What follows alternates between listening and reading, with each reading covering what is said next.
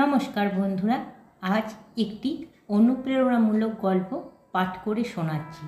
Lozenges ওল্লার গল্প। স্মৃতিচারণায় স্বামী সোমেশানন্দজি মহারাজ।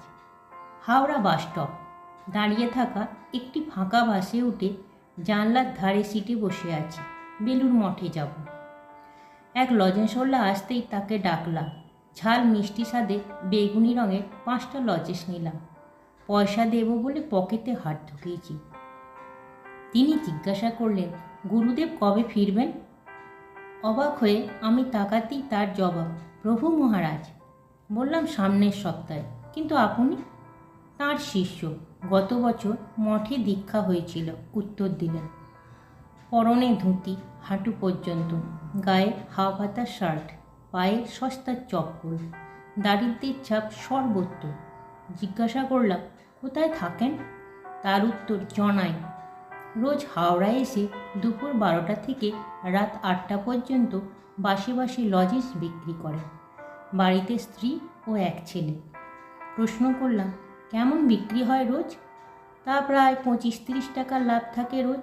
বাড়িতে ছোট্ট এক দোকান, সেখানে তিনি সকালে বসেন, বাকি সময় স্ত্রী দেখেন। ছেলে ক্লাস 8-এ পড়ে, পাড়ার স্কুলে। আমার কৌতূহল, ভাড়া বাড়িতে থাকেন? হেসে উত্তর দিলেন, না, ঠাকুরের কৃপায় নিজের বাড়ি করেছি। ইটের দেওয়াল, অ্যাসবেস্টসের ছাদ, একটা ঘর, ছোট্ট লাগানো জায়গায় রান্নার ব্যবস্থা, বাথরুম, বারান্দার কোণে দোকান। দীক্ষা নিয়েছেন, সাধন ভজন নিয়মিত করেন? আমার প্রশ্নের উত্তরে তিনি বললেন, তা করি, সকালে যথেষ্ট সময় পাই। রাতে বাড়ি ফিরে 1 কাপ চা খেয়ে স্নান সেরে জপধ্যানে বসা। জিজ্ঞাসা করি, ক্লান্তি লাগে না সারাদিন খাটাখুটির পর? তিনি হাসলেন, না, খুব আনন্দ পাই। সাধনায় ঠাকুরের কৃপায় 1 ঘন্টা সময় কোথা দিয়ে যে চলে যায়।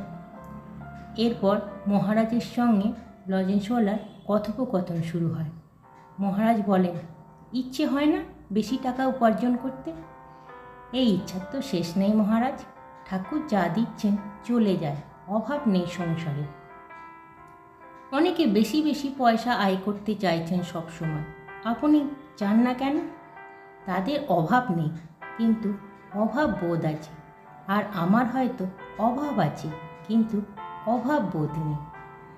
দার্শনিকের মতন কথা বলছেন আপনি। না মহারাজ, আমি কত সৌভাগ্যবান। যখন মঠে যাই প্রণাম করতে, গুরুদেব আমার কাছে লজেন্স খেতে চান। একবার বলেছিলেন, তুমি বাড়িতে রোজ ঠাকুরকে লজেন্স ভোগ দেবে।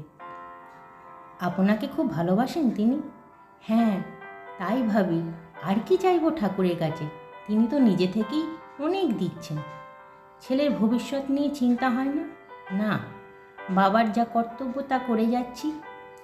এবার সে নিজে ভাবুক কেরিয়ার নিয়ে। স্ত্রী মাঝে মাঝে অভিযোগ করে, আমি সান্ত্বনা দিই, বোঝাই যে নিজের কর্তব্য করে বাকিটুকু ঠাকুরের ওপর ছেড়ে দাও।